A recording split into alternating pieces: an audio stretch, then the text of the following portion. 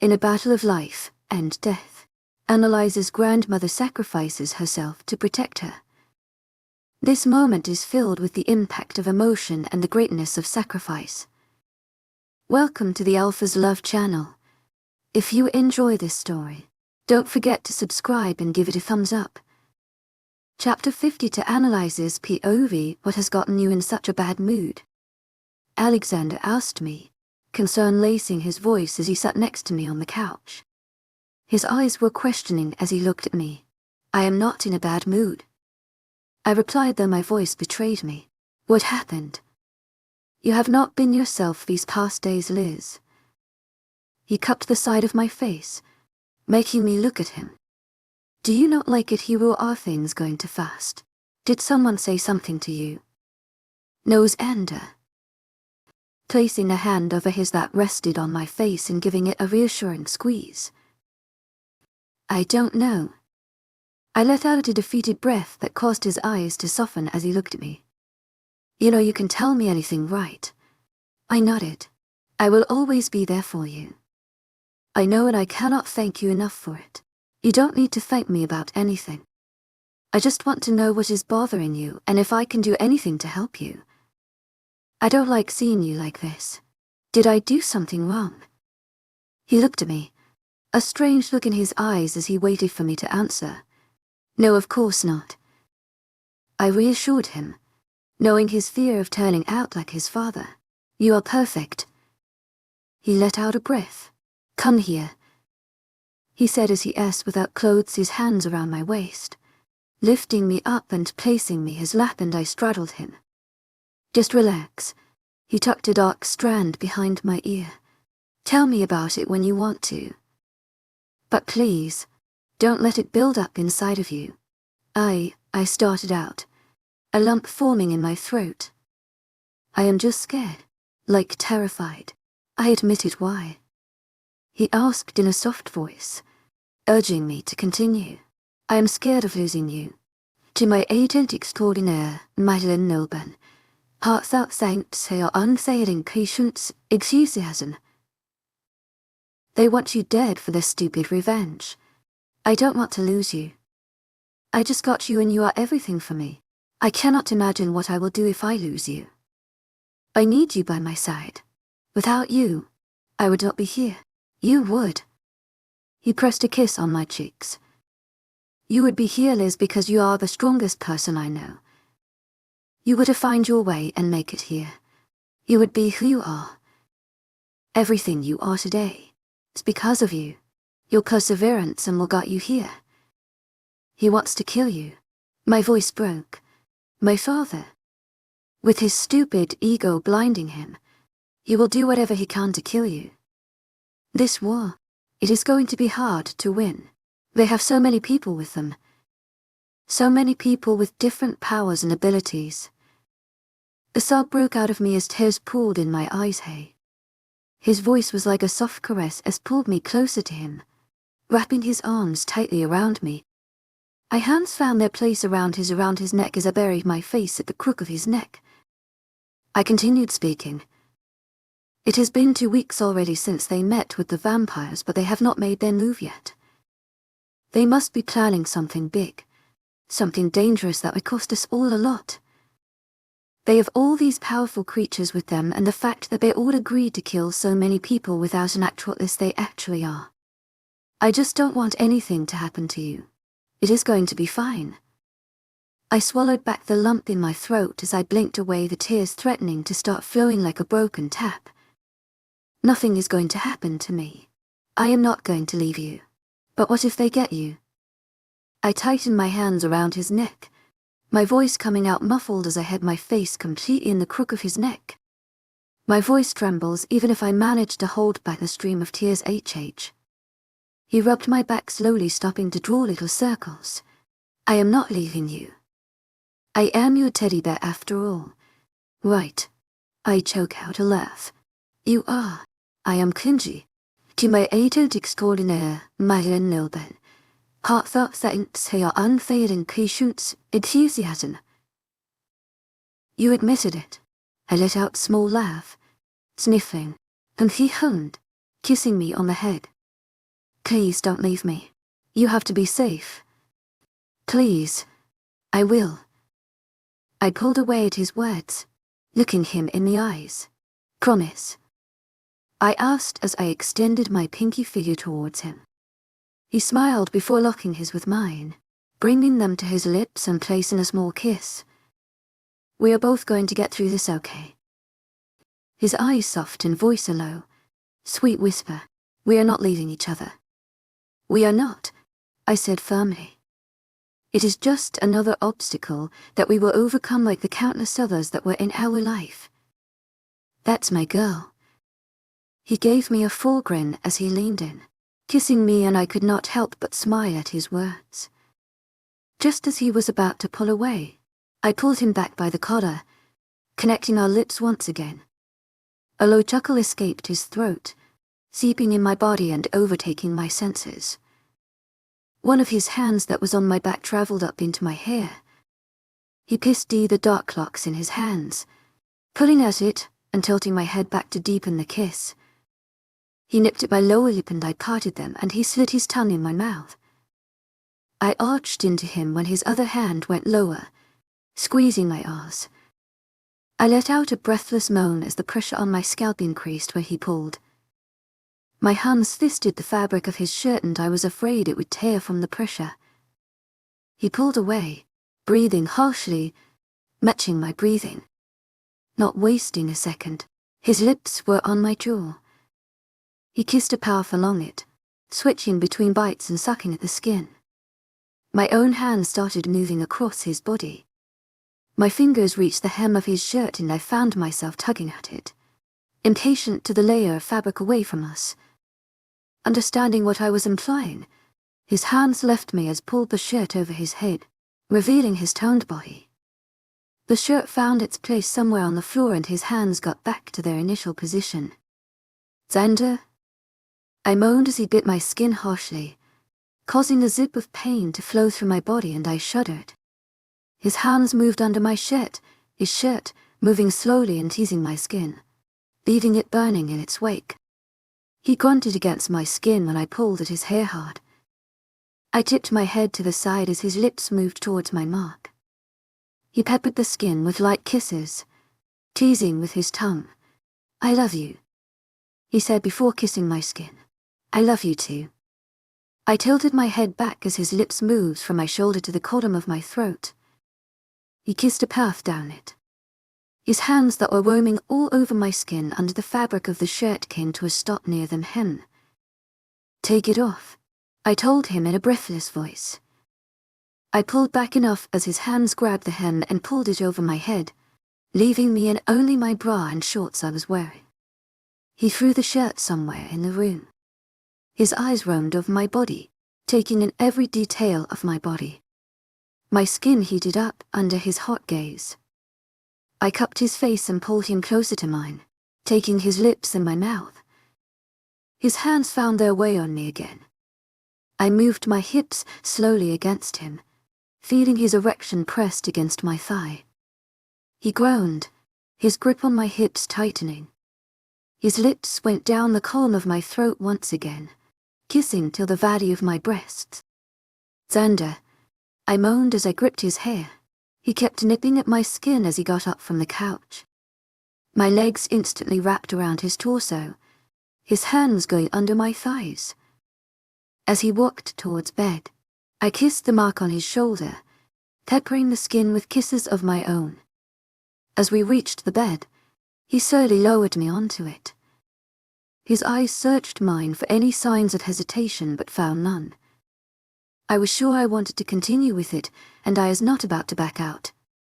I simply nodded at him to continue at his dark and making something pull in my stomach. He got on top of me and we completed the mating process entirely. Chapter 53 analyzes POV. Did you find any way how to destroy the staff? Queen Eleanor asked me as we walked towards the castle after a training session with the witches. After discussing with Alexander and also my grandmother for like 100 times over the past week, I finally got enough courage to tell them about my werewolf abilities. It went smoothly, similar to how it was with the demons. They were all more than happy and supportive to help me train, and the witches were also pleased to have me training them. I was grateful for their help regarding my elemental magic. Over the past days, I have mastered the 4 elements. After a lot of failures, burning forests, small earthquakes, tornadoes and unexpected rise in water levels, I managed to learn and understand how to make them work in my favor. I don't know yet. I am not sure my magic will be strong enough to break it. I said truthfully, slightly disappointed in myself. We will surely find something, Princess. I smiled politely at her reassuring words. We passed by the guards in the hallways, moving towards the meeting room where the 2 guards opened the door for us. As soon as I entered the room, I could feel the tension prevailing. Everybody present in the room looked deep in thoughts as they all looked down. I frowned at the sight. I walked to my seat, next to Alexander, who was already sitting in his seat. He stood up, helping me with my chair like he always did before taking his seat. Not even a second after we had settled down, he took my hand in his. It only increased my confusion coupled with nervousness, since whenever he takes my hand, it is an affectionate gesture, but his hold on my hand felt like he was scared. Like I would disappear any second, and he did not want to let me go. I looked up at him. "Are you all right?" I asked through our link, placing my free hand on our locked ones. "Yes," he said, but I could feel the slight nervousness through our bond. "What happens, Ander?" I questioned again. "Wait till everyone is here and I will say to all of them at once." "I don't want to know that. What happened to you? Are you all right?"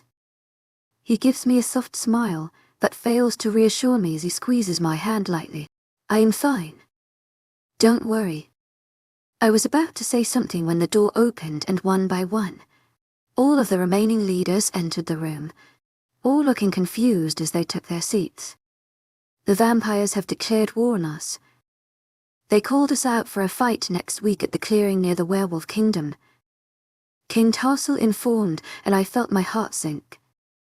I was waiting for the war, but I did not know they would inform us about it. If they decided when and where to attack, they must be really prepared for it. Otherwise, they would have used the element of surprise to try to take us down. The werewolves, the griffins and the giants are known to be on their side. They will be fighting against us. We have to be ready. There is no room for any mistake here. A chorus of yes was heard in the room, everybody determined to put an end to this once and for all. We all have to keep training and give our best. This is very important for all of our kingdom. If we lose, it could mean the end for everyone like us. We don't know to what extent they are willing to go," Alexander said in a serious voice that carries through the room, leaving no room for discussion. "As for training, we need to take care of them personally. To my agent extraordinaire, Madeline Nilben, heartfelt thanks for your unfailing patience, enthusiasm." King Tarsel, to my agent extraordinaire, Madeline Nilben, heartfelt thanks for your unfailing patience, enthusiasm. Queen Eleanor and I will take care of training the warriors and witches every day. What will you do if you do not know how to destroy the staff? King Elijah asked us. If we cannot destroy it, our only chance will be to get it away from them. This way, it will make him less powerful and less dangerous, I suggested. We need to create a distraction to be able to get that staff away. What if Queen Eleanor and her witches fought him, which would distract him? Then, Annalise would use her powers to get the staff away. I give it to Queen Eleanor. You can take it off the battlefield. Along with the witches, you could try to destroy it by converging your magic in a quiet place to help you focus, or just keep it away from their reach. That could work. I could cast a spell once we had the staff so that they would not be able to get close it while we work on destroying it. Leader Eleanor said, "What about the warriors? How will we proceed to attack them?" King Elijah asked again. "Well, I was thinking that we have enough people. We could try and attack them from all sides, but the only problem is that it is a clearing. They might be able to spot us, and also we don't know the size of their army either. King Tarsal said, Grandmother, Chile agent extraordinaire, Madeleine Nilben, heartfelt thanks for your unfailing patience, enthusiasm. It is the one behind the castle, right? I asked, to which she nodded. Well, I can make a projection of it right now with my magic then.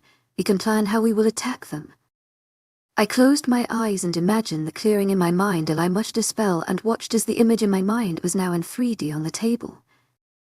It is just a projection, so you cannot actually touch it. Well, as we can see, the clearing is really big, but it is surrounded by forests. Some of us could be separated in groups and would hide in the forests and the different sides. Then once the war has started, only part of us will attack them. King Tarsal explained his idea. That could work, except they are vampires. They could hear us or even smell us. Let's not forget about the wolves. The griffins would be flying to, so they would most probably see us from high.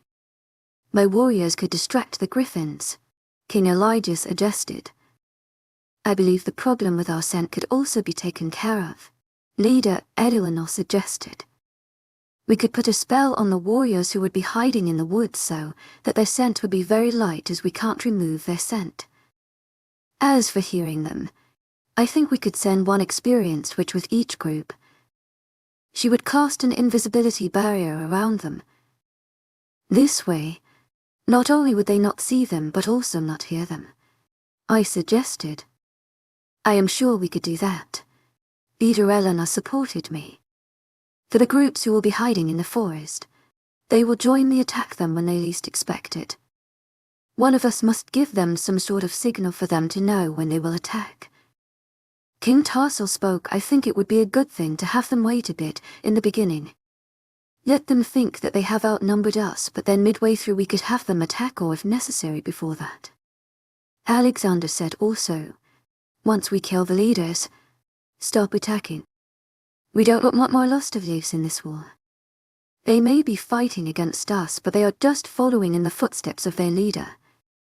Once their leader is dead, they will stop, Grandmother said. But then it would mean that we have to kill King Royal too, King Tarsal said. And if needed, Ryan, Raina, Ivory and Isabella too. They chose this when they decided to side with them, Grandmother said without mercy. But what about the throne then? For the Griffins, as I have heard, King Leon has a child who is not involved in the war, so he will take over in case of his death. But for the werewolves, what will happen? Princess Annalise is the future queen of demons. I don't know. We have never came across something like this, but I believe that we will find a solution. Grandmother said. We can call a council to decide how to proceed with things in case this situation arises under Princess Annalise and your guidance, since you are from the royal family. We should not focus on this for the time. We have not yet won the war and we don't know what to expect, Grandmother said. They must have grown powerful over the past weeks, and their army had grown, as we all know, yes. King Tarsal agreed, but we won't let that affect us. We have been training all these days and it will not be going to waste. It is time to put an end to this once and for all. Chapter 50 for Annalise's POV. The whole clearing was quiet despite the number of people present there. The wind whistled, the dust particles around us flying and creating swirls around. It was as if we were in some kind of movie where the main characters and the trees, stars and moon were the audience, waiting to know the ending of the story. On one side of the clearing stood our group consisting of demons, dragons, dark angels, light angels and some werewolves. I stood in the middle and front of the group along with Alexander, who was holding my hands. On our sides stood the other leaders, all ready to fight. Behind us stood our army, well, half of them, since a lot of them are currently hiding in the forest, waiting to join the war. On the other side, right opposite to us, stood the other group consisting of vampires, werewolves, griffins, giants and even centaurs. From where did centaurs come? In front stood the one only vampire king, the staff in his hand. Behind him stood the people who I called family along with King Leon and other alphas, all of their eyes glowing. Well, the day had finally come, hasn't it? King Nox's voice carried through the clearing, a mocking tone in his voice. We cannot wait to kill you, King Nox, and put an end to this madness of yours. King Tarsel said in an equally authoritative voice, and King Nox, I cannot wait to see you try. He laughed like a maniac, his red eyes glowing. The odds are clearly in my favor here. Did your friend Elijah not tell you how I fooled him, Tarsel? King Tarsel's eyes narrowed at the disrespect shown by King Nox as he dropped all formalities. Your army seems fairly small compared to mine. He mocked, and I rolled my eyes, which he apparently caught as his attention fell on me. It is not the Black She-Wolf. Pleased to finally meet you, Princess. His mocking tone remained as he addressed me. You will regret meeting me by the end of this war. I simply said, well, let this war begin so that we can see whether that is true or not. He smirked at me. With a hand motion, all hell broke loose. As they headed towards us, we all got into our fighting stances, eyes glowing and ready to attack. My eyes changed color as I felt Crescent's presence surrounding me. We all charged towards them as one. Be careful, little wolf, Alexander Sander said through the link, throwing a glance at me. And give him hell. I will, teddy bear. I replied, take care of yourself. As I saw the first group of vampires come towards me, I used my magic and lifted them off the floor and snapped their necks rope of vampires that were coming my way. I used my speed and dashed in between the vampires and werewolves, punching and kicking them in the way until I bumped into a giant. You've got to be kidding me, I said to myself. I rolled to the side as he attempted to stomp on me. Directing my hands towards him, I focused my mind on the soil, and a second later, it opened before enclosing over his feet. He lost his balance, falling down and reverting back to his human form. I jumped on my feet as I felt someone behind me. I used my foot and kicked them in the guts.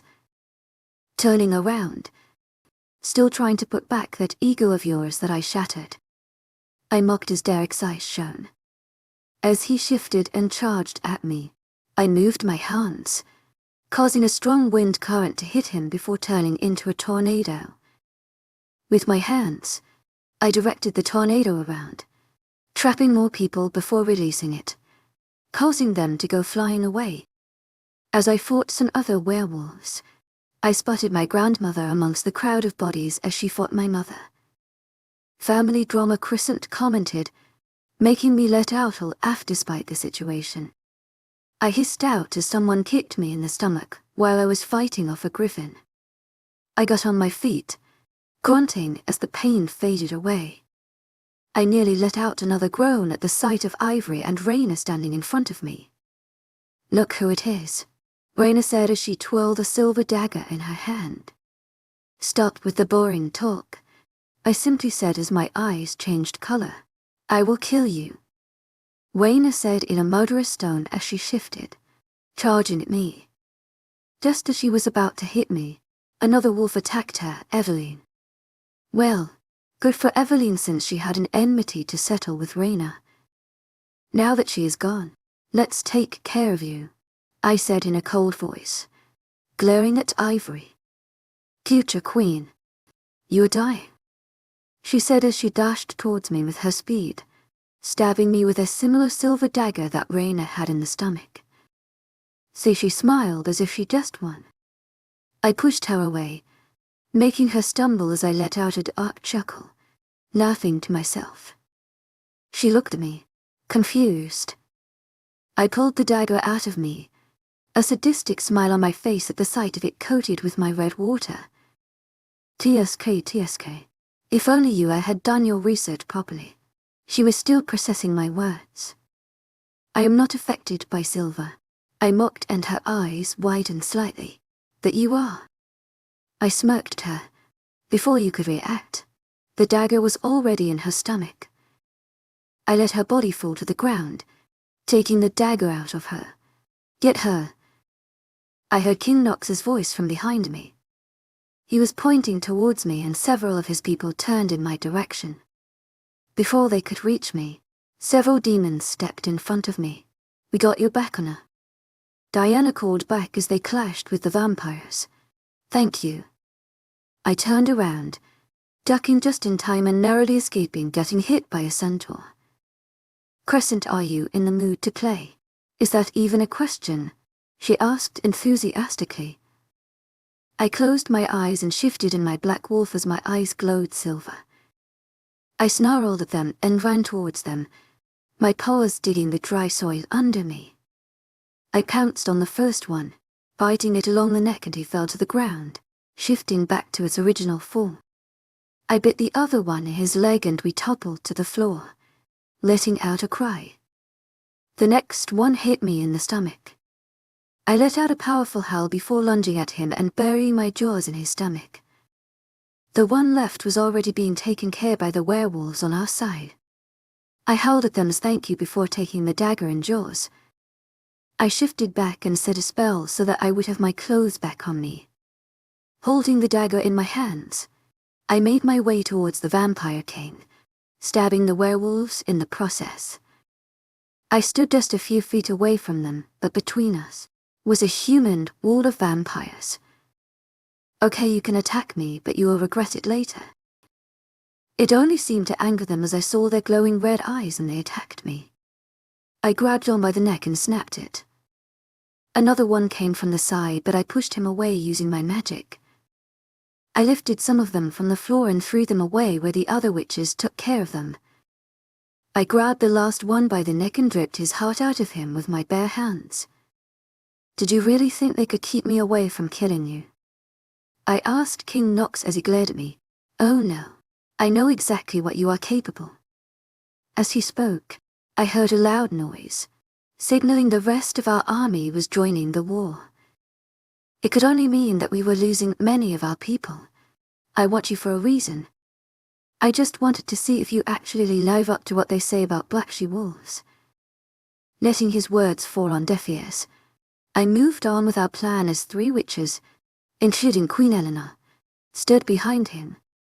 They did their spells, throwing fireballs at him which he skillfully dodged, but his focus from me did not waver. Sensing their next move, he directed the staff towards 2 of the witches, petrifying them. Queen Eleanor looked at the 2 in horror as their skin turned into stone slowly, each new piece taking them closer to their last breath. Not so confident now, huh? He mocked as he took in my expression. You wish. I spat as I focused my attention on the ground underneath him.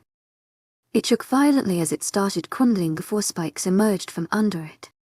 He jumped away from it, and at the same time, the wind picked up by my command, sending him flying to the side. As he got back on his feet, he used the staff on me. I missed it narrowly, falling on the ground. Grunting, I got up, running towards him and shifting into crescent mid-air. I landed on him with my paws on his shoulders. I snarled at him, BTU was kicked off. I got back on my paws, baring my teeth at my attacker, King Leon. I pounced on him as we rolled on the ground. He was in his human form, making it easier for me. You have one chance and I won't kill you, I said as I shifted in my human form as he pinned me down. You all need to die, he said between gritted teeth. You just lost your chance.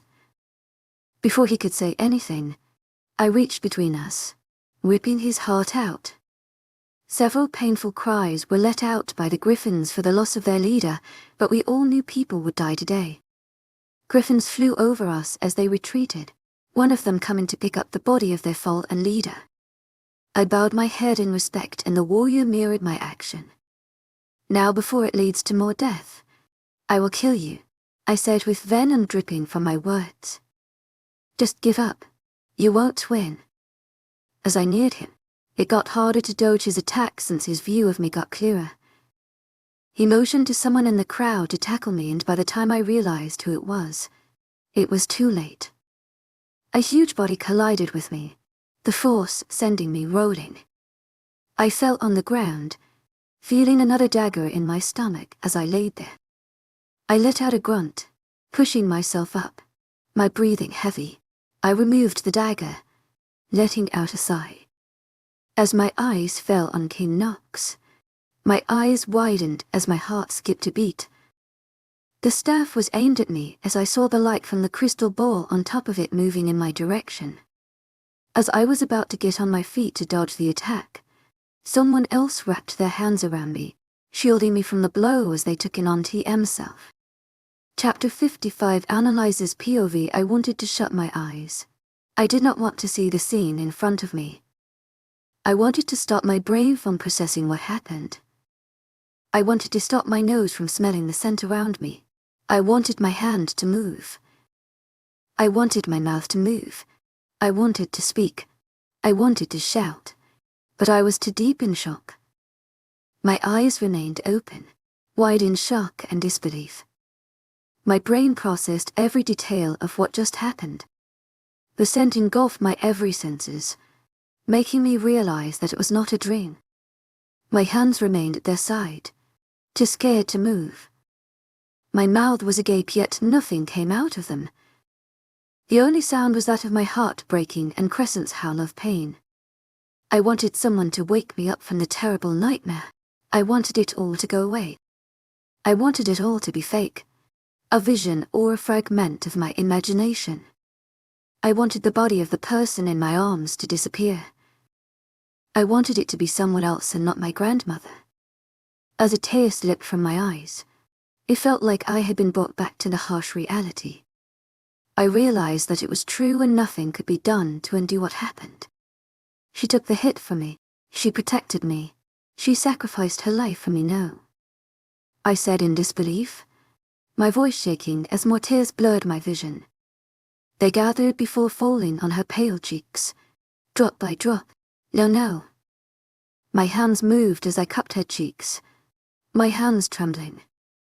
A sob left my throat as I saw the skin on her feet turn into stone. Please, no.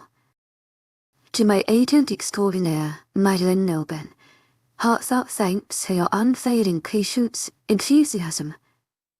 Feeling my heart breaking into pieces at the sight in front of me. Don't leave me. Please, I begged her as the stone continued moving up her body. Her breathing turned slow. You cannot leave me. I shook my head vigorously, my tears falling like an endless stream, my voice cracking. As I saw the vampires and others coming my way to attack me, I made a huge dome of fire around us as spikes from the earth emerged, circling the dome of fire, making it impossible for them to enter. I won't let you leave me. To my agent extraordinaire, Madeleine Nilben, heartfelt thanks for your unfailing patience, enthusiasm. Determined. I took in a deep breath before doing the most powerful curing spell I learnt in school. I studied her legs once I was done. I felt a glimmer of hope like a candle in a dark room promising light as the stone did not move further up her legs. As soon as my lips tugged into a small smile, I saw the stone start moving up again, slower than it previously was. The only effect the spell had was that it made its tread slower. Grandmother, no. To my agent extraordinaire, Madeleine Nilben, heartfelt thanks for your unfailing patience, enthusiasm. My body racking with sobs causing me to shake. Her weak hands covered mine as she gave me a small smile that was nothing compared to the bright grin she used to give me. To my agent extraordinaire, Madeleine Nilben, heartfelt thanks for your unfailing patience, enthusiasm. Another sob escaped me as I heard her voice. Her usual jovial voice was replaced by a voice without any happiness. It was filled with pain and sorrow. Please don't leave me. I beg you. I rested my forehead on hers. I heard the people attack from the outside as the spike shook, but I could not care less. It is time for me to go. She kept a cheaty smile while I was crying, breaking apart in front of her. Don't say that. I choked out a sob as memories of us for the past months flashed in my mind. We have not even spent enough time yet. She shook her head slowly when my eyes started moving down to look at her skin. Don't, she simply said, her hands trembling around mine. You have not yet seen our kids. I cried harder, remembering her teasing words. You cannot go. Please, please. I need you. She started out weakly. Are a strong woman. I shook my head to myself, not wanting to accept what was about to come in a while. The sobs kept coming, and so were the tears as I cried my eyes out. You can kill him by yourself. Forget about him right now. I don't care about him. Her smile only made the pain increase. Focus all your powers. Her eyes slowly shutting. Stay. I said in a low whisper. My own eyes shutting close tightly as I felt her hands that were in mine turn cold before turning into rock. The lump in my throat made it hard for me to breathe. I love you. Causing me to open my eyes. I let out a cry of grief at the sight of her face as her skin slowly turned into stone. Her lips said, in a thin line, I love you too. Thank you for everything, I said as pressed a kiss on her forehead. I pulled back, seeing her lips curled the slightest at the end. I placed my hand on her eyes, closing them while letting out a sob now. I let out a wail as her entire body had turned into stone. I cried like never before, letting it all out as I hugged her close to me. I cradled her body in my arms for longer, ignoring the chaos a few feet away from me. I sniffled as I placed her on the ground. We need to kill him, Lizzie, Crescent said in an angry voice as all previous grief and sorrow got replaced by pure, hot rage that has never been unleashed. We will, I said firmly as I felt something snap inside of me. Knox's face flashed in my mind, and I wanted nothing but to separate it from him body. I needed, his red water on my hands. I needed to hear him scream. I needed him to beg me to spare his life. He needed to die a painful death with no mercy. I got on my knees. As my eyes shifted I saw another vision, Crescent along with my magic powers all merged together. Crescent's fur released a glow all around her body and her eyes were the brightest silver, just like in the vision I once had. Focus all your power. I felt more powerful than I ever did as I felt Crescent's strength and my powers unite. A strong rush of power surged through my veins, overpowering every other senses because all I saw was red. Red water. All I felt was vengeance. All I heard were screams of pain and helpless screams. I fisted my hands by my side as I got used to the power. As I unclenched my fist, a wave of power left me, causing the dome of fire along with the spike to blow up, taking everyone that was around it with it. My chest rose and fell harshly as I looked at Nox with a death glare, my eyes shining brighter than they ever did. At that moment I knew that I was not only feeling powerful nor was I looking powerful. I simply was powerful, and it was time to make some people pay. Look who got out of her cocoon. What happened? Old grandmother left you. He laughed and I gritted my teeth. You will regret this. My tone came out murderous as Crescent's voice combined with mine. To my agent extraordinaire, Madeleine Nilbin, heartfelt thanks for your unfailing patience, enthusiasm. I stalked towards him, my steps determined and full of power. With each step, I do a spell, each one stronger than the previous one. Fire erupted from my hand. Wind blew violently in all directions. The earth shook violently, it cracked open. My eyes only saw him as he dodged the fire attack, shielding himself with the staff. He jumped as the ground opened from under him. You think you are powerful. I don't know. You are not. You are what you are because of this staff. Without this, you would be the first to have died. He lets out a low growl, his glowing eyes fixed on me. The truth is bitter, right? Another blow. This time I combined my fire with the wind. As the fireball approached him, it combusted into flames which were then taken by the wind. creating a whirlwind of fire around him. You are nothing. He remained trapped. You are pathetic. He used the staff, breaking the spell, but in the process got pushed away by the force of the wind. You are weak. A spike from the earth was directed at him, tearing his skin on his side as he barely dodged it. My red water was boiling as I removed all my anger and sorrow in my attacks, making sure to make him suffer more than my grandmother did. More than my grandfather did. If it was not for him, they both would be alive. You are a lame example for a king, he grunted as he got trapped by a wall of spikes, needing a staff to help you. The earth around us shook violently as it cracked, opening and taking down the vampires that were coming to his aid. He hits the spikes surrounding him with the staff, causing it to crumble. With the motion of my hand, the wind picks up all the particles, swirling it around. The particles swirls around us, coming behind me. I feel the wind behind me along with the sound of the little pieces in the air behind me as I fisted my hands. When I opened my hands, the wind stopped and the particles transformed into little spikes as they floated in the air.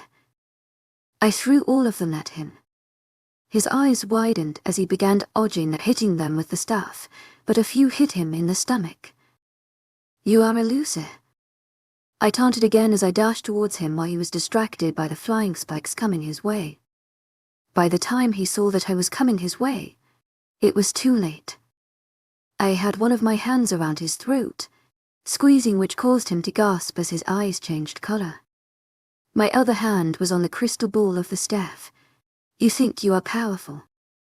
I mocked, though my words were laced with venom as my fury blinded me. My tone came out deathly, colder than I ever heard, surprising even me. Let me show you what real power is. As my hand around his neck tightened, my claws in my other hand extended. With Crescent's strength united with my own powers, my claws easily perforated the crystal ball. His eyes wide aimed at the staff. Focus all your powers. I focused all my powers in my hand. I felt my elemental magic converge with that of my normal powers. It flowed through my veins, hot and raw, waiting to be unleashed. It all converged in my palm as it crushed the crystal ball with my hand. My powers entered the crystal and a blinding light seeped through the cracks in the crystal, causing Nox to close his eyes. I felt the crystal crumble under my palm into dust as I kept increasing my power on it. The crystal was reduced to pieces of glass, thrash, and I felt a wave of power go through the battlefield, like a gust of wind. I let go of Nox's neck and kicked him hard in the stomach, causing him to fall a few feet away. He had let go of the staff and it was lying on the ground. With my hands, I lit it on fire. I dashed to where he was getting up. I blocked his punch, kicking him in the stomach, followed by a punch in his face. He stumbled back, spitting red water. Funny how you are known for drinking red water, yet you are spitting it right now. He did not get time to reply as I lifted him by the collar and threw him on the ground. I shifted into Crescent, who wanted to have her teeth sunk in his throat. She let out a loud howl, a mix of grief and anger as we charged towards him. She pinned him on the ground with her paws on his shoulder, baring her teeth. He kicked her in the stomach, pushing us off him. As he began charging at us, we moved out of the way. Before he had a chance to do anything, Crescent had hedges around his arm and she ripped it apart from his body. He let out a grunt of pain as he fell on the ground, red water oozing from him. Crescent spat his limb palm near his body as she retreated to the back of my mind, letting me take control again. With my magic, I lifted him off the ground. He wriggled in my hold, his previously furious eyes slowly turning into a helpless look. With my one hand, I focused on his body, the red water flowing inside his body in liquid form, one of the 4 elements being present in it. His eyes widened as he started thrashing around more in the air. His skin began tearing away from his body as tiny spikes. Icicles pierced it, tearing it apart from the inside. "No, stop, please," he begged, but I could not care less. Red water began flowing from the holes the spikes were forming on his body until his entire body became a waterfall of red. He let out a sharp cry of pain when the icicles pierced his skin completely, protruding out of his body.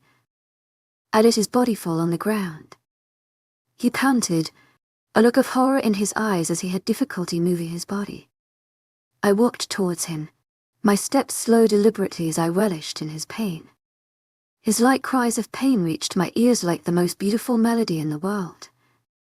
I put a wall of fire around us as the people of his side tried to come fight me. With a quick spell, the fallen stick appeared in my hand. It floated on my palms and I whirled it lazily, taking slow steps towards him.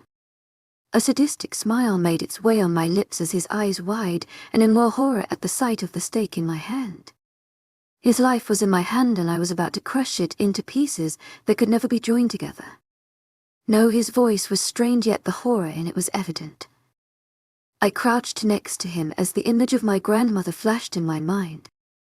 "You ruined my entire life," I say with pure hatred before stabbing him in straight in the heart. His body went limp as his veins turned black, with his skin getting paler, but still looking red with his red water. I closed my eyes, pushing the stake further into his body, a terror escaping my eyes as I felt the previous rage slowly dissipate, leaving only grief in its wake. A loud sound from our side was heard through the entire battlefield, indicating our win. "We won," Crescent said. "We did." The fire wall around us went down, allowing me to see the wreck all around us. Dead bodies were piled everywhere, while those who were alive had stopped fighting as they helped those who were injured. I got up, feeling empty as I walked towards my grandmother's body. I fell on my knees next to her, the tears making their appearance again. "We did it. It is over." My hand touched her face lightly, her skin feeling rough and cold. "We did it." I whispered again as I rested my forehead on hers, my hands wrapped around her body. I felt someone wrap their hands around me from behind and I immediately broke down in sobs. "She is gone. It is going to be fine." Alexander reassured me as he rubbed my back soothingly, though his own voice was strained. I let go of her body, looking at Alexander, who had a tear slipping down his cheek at the sight of my grandmother. Just like she was a mother figure, the only mother figure in my life, she had become a mother figure in his life too. I wrapped my hands around him, burying my face in his chest as I cried my heart out over the death of my grandmother. Alexander just sat there with me, holding me in his arms as I cried the grief away. He did not say anything, and neither did I. We just stayed like that, finding comfort in each other's arms. Others started crowding around us. The wolves got on their knees, bowing their head in respect for our loss. Everyone else also bowed their head. Neither I nor Alexander even acknowledged the fact that we won. We were both still in shock with the death of my grandmother. Our grandmother. Chapter 56. Analyzes POV. "Are you ready?" Alexander asked in a low voice as he came up next to me, pressing a reassuring kiss on the side of my head. I don't think I will ever be ready for this. My own voice was low and shaky. "But it has to be done. Let's go." Leading me out of the room. "I am with you." And I am with you. I interlocked our fingers together, knowing that he was also hurting from this. It had been a few days after we had won the war and we were staying in the werewolf kingdom. The other leaders had also stayed for a day. We had spent the day gathering all bodies of those who sacrificed their lives for us. Since we were all different creatures from different kingdoms, we all had our own way for funerals. Early in the morning, the leaders took their people and those who lost their respective kingdoms where proper funerals would be held for them in the presence of their loved ones. I took in a deep breath as we stood behind the big double glass doors. The guards opened the door for us and we entered. I felt my heart sink as my steps grew heavier and harder as we walked deeper in. The few people who were here bowed their heads, giving us sympathetic looks. Tears stung my eyes at the sight of the white coffin set in front of us, grandmother's coffin. We were in the same indoor garden where she had put herself under that sleeping spell years ago to deal with the loss of her mate. Since it was her favorite place in the castle, we deemed it to be the best place to bury her. We had gotten rid of the big white structure which held the previous coffin. In its place, a hole was dug where her new coffin would be. We stood by the side as more werewolves came to pay their respect and give their condolences to us. They came and stayed by the coffin, crying a few tears and saying a few words to us before they left. Alexander and I just remained quiet, nodding our heads at their words. Once everybody had already paid their visits, the official ceremony started. Only a handful of werewolves were present in the garden, which included a few high-ranked, a few alphas and lunars, and Tywin, who was the eldest werewolf and also part of the supernatural council. He was the one to carry out the ceremony. We are all gathered here today for the funeral of the late Natalia Royal. He started in a solemn voice. She was a wise queen, a strong warrior, a caring mother and grandmother, a pure soul who sacrificed herself for the betterment of others. While she is left, her memories will forever be with us. Her words will continue to guide us through our lives. May her soul rest in peace, and she finds herself in a serene place from where she will watch over us. I bowed my head down, blinking back the tears. Alexander put his hand around my waist, pulling me closer to him. I leaned into him, seeking his comfort as one of my hands went around him. If anyone wants to say anything, you may do so.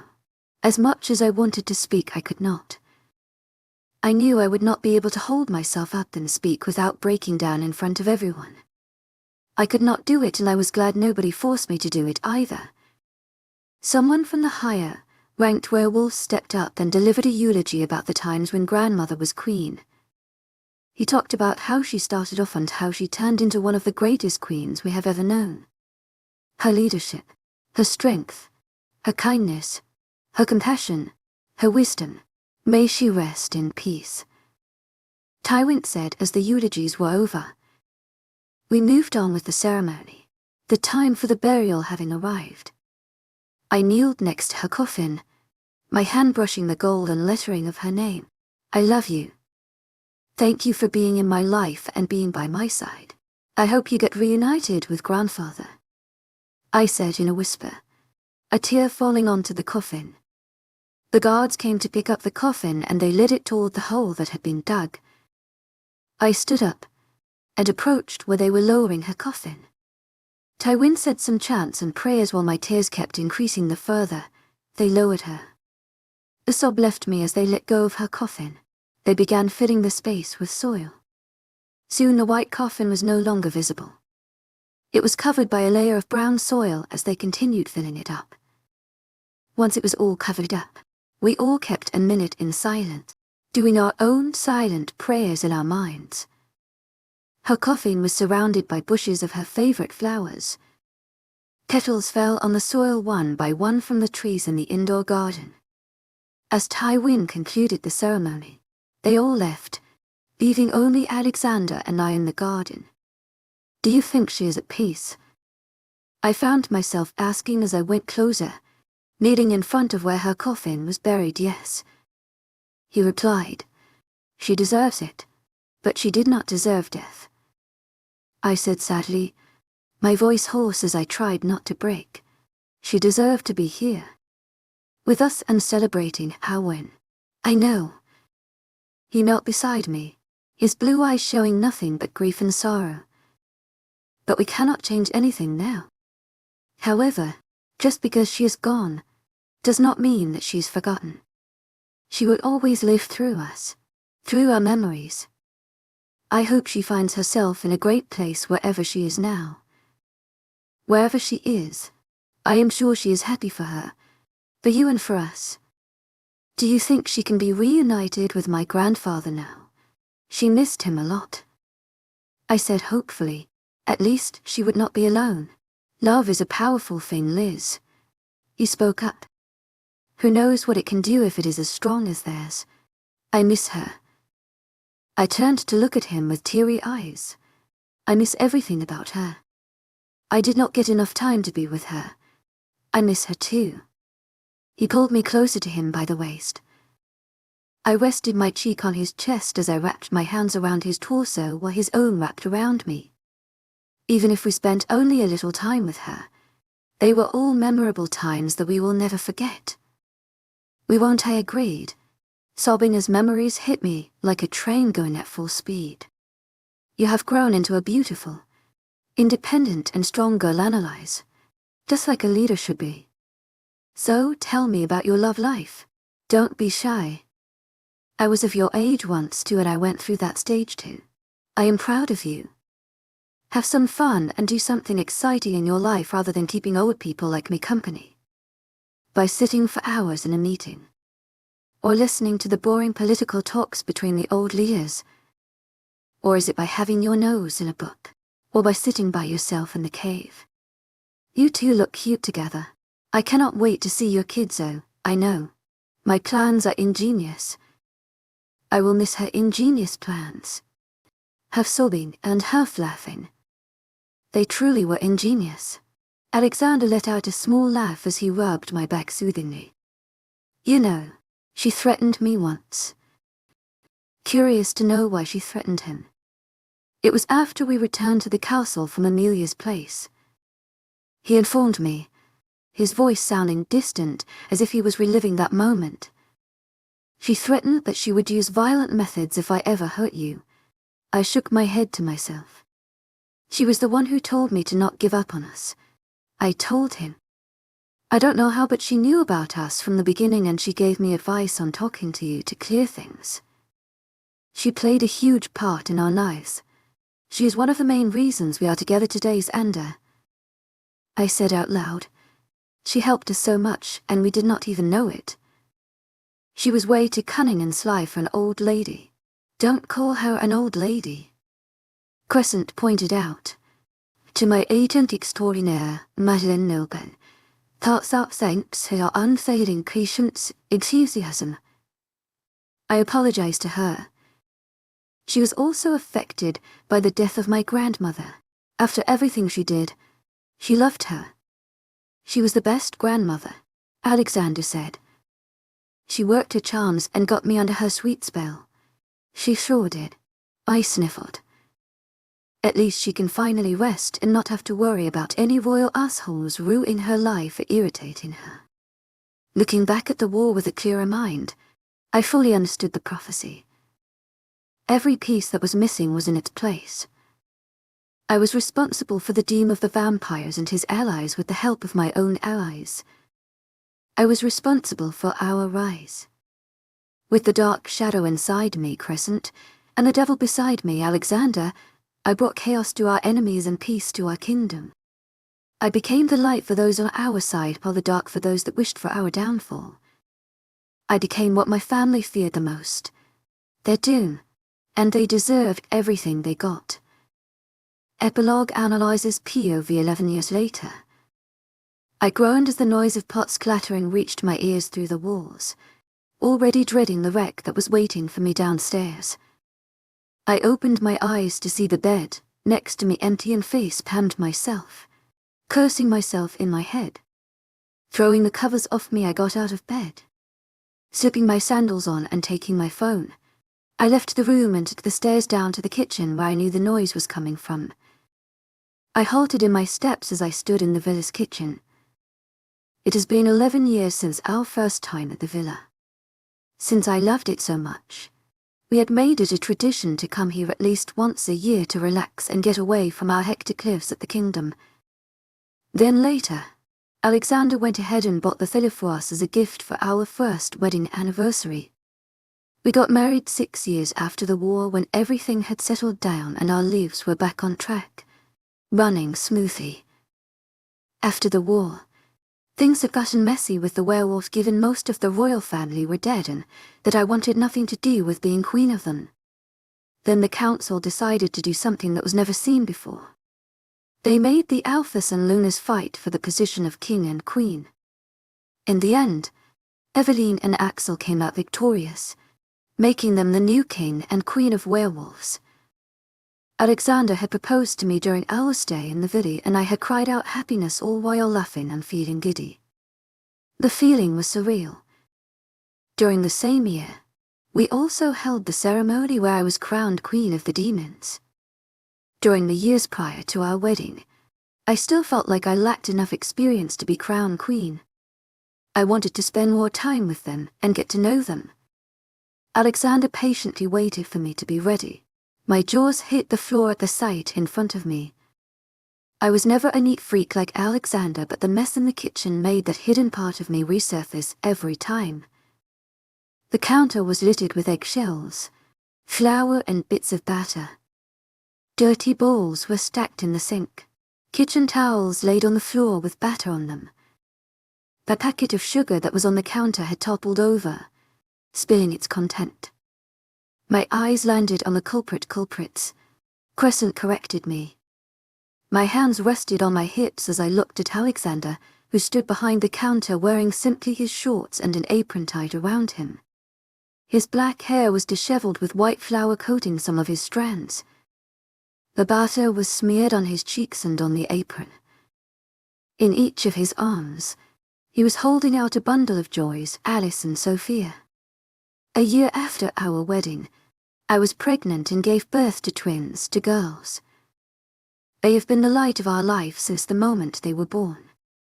Alice was the older twin and was more similar to Alexander.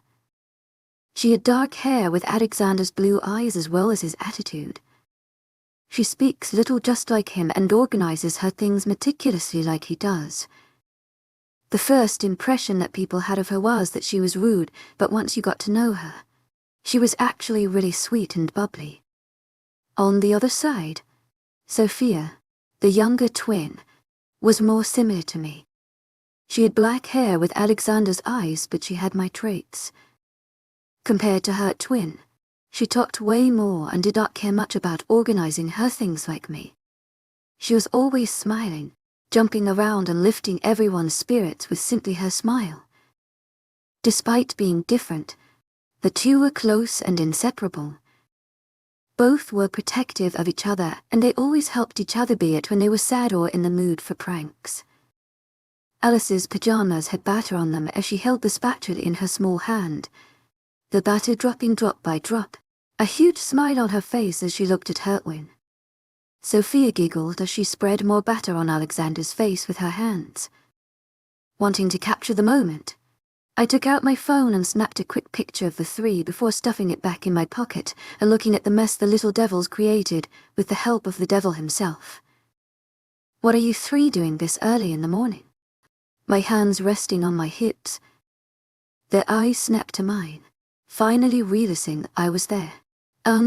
Breakfast," Sophia said, giggling as she showed me her hands covered in batter. "To my agent extraordinaire, Madeleine Noble. Heartfelt thanks for your unfailing patience, enthusiasm." "I was making breakfast for you all as usual and they insisted on helping," Alexander clarified. Something that never changed over the past years was Alexander making me breakfast. Just like he used to do when we decided to our relationship a chance, he continued making breakfast for me no matter where we were. After the arrival of the twins, he started cooking for them too. I know how that story ends. I said under my breath as I rounded the counter and stood near them.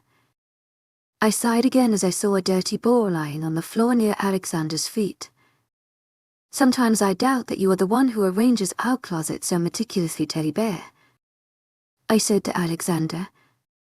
He simply shrugged as he turned his face to the side, avoiding getting more batter on him from Sophia's hands. "Let's get you two cleaned up while Dada cleans up the kitchen."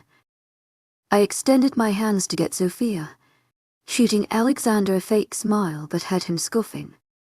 As I took Sophia in my arms, she squeezed my cheeks in her hands, spreading batter all over me while laughing. "Sophia, sweetie, you are getting batter all over me." I grabbed her hands in mine as she gave me a sheepish smile. While I was busy removing the batter from my face and little bits that got in my hair, I did not realize Anna had moved behind me. I shrieked as I felt a cold liquid drop all over me. I turned around to see Alexander and Alice behind me. Both were grinning at me as they held a bowl of batter in their hand. To my agent extraordinaire, Madeleine Nobel, heartfelt thanks for your unfailing patience, enthusiasm. I said in disbelief at her antics, but she just laughed as it dripped onto my clothes. You will pay for this. I took some of the batter that was on me and spread it on her. To my agent extraordinaire, Madeleine Nobel, heartfelt thanks for your unfailing patience, enthusiasm. She squirmed in Alexander's hands, laughing as she tried swatting my hand away. See? I taunted, and at the same time, Sophia threw some batter on Alexander. While Alexander was still assimilating what Sophia had done, I went ahead and threw another handful of batter at him, landing on his face. Oh, you declared war? Wiping the batter off his face. He put Alice down, but his eyes remained on me, and I bit back a smirk. Cupcake, why don't you stay here for a while? Sweetie, stay with your sister. I put Sophia down. They both held each other's hands as they stood on the side. So you ready for war? Alexander asked, a grin on his face. Are you? I asked, and without any warning, I grabbed the nearest bowl which had flour in it and threw it on him before taking off on a run. Keeping the bowl on the counter, I turned on my heels, going around the counter. You better run, he said as he started chasing me. I let out a laugh as I circled the counter. You know I will catch you, right? His playful voice rang in my ears. Tell me when you cur. I did not complete my sentence as I got tackled to the floor, laughing. Cut you. He smiled down at me as he caged me with hands on either side of me and his lower body being pressed on me, making it difficult to move. Don't you dare, I warned as I saw his eyes glint with amusement. What? He asked innocently as his one hand reached on the counter, retrieving a bowl now. Uns under. Don't. He did not listen as he dumped its content on me, flour getting over me. To my agent extraordinaire, Madeleine Nobel, heartfelt thanks for your unfailing patience, enthusiasm. I muttered under my breath, we want to play. I heard Sophia's excited voice and their footsteps coming closer to us, as well as their laughter. They were next to me in seconds, grins on their face. Both of them took the batter that was in the bowl that was lying on the floor before throwing it at Alexander and me. Alexander got off me before pulling me up.